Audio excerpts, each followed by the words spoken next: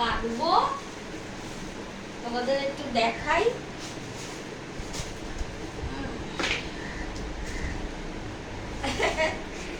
দেখা যাচ্ছে? দেখো শাকটাকে ছোট ছোট করে কেটে নেব। নিচে এখন বসাই মুশকিল, বুঝেছো?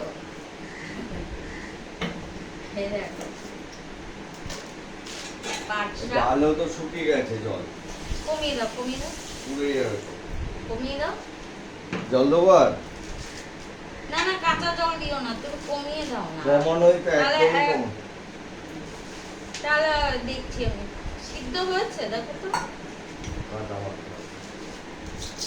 ঝামেলা জানো তো, কেউ একটু কেটে কুটে দিলে, বেছে দিয়েছে কিন্তু কাটতে তো পারবে না, কেমন সাইজের কাটবো, তো বড় বড় কেটে দিল।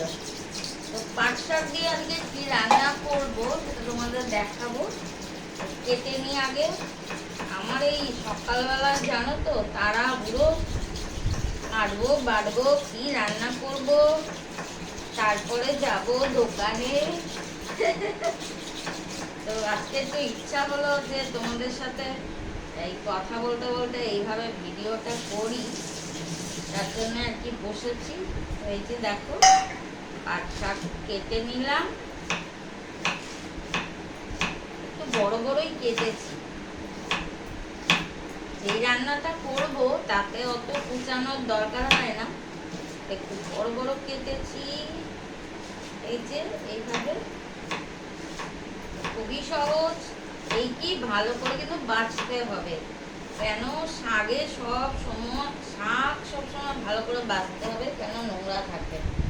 পাতার পিছনে কিসের ডিম পেড়ে রেখেছে। আর এই যে আমের চপ করবো, আর এগুলো ফেলে দিলাম ডাটিগুলো, ঠিক আছে।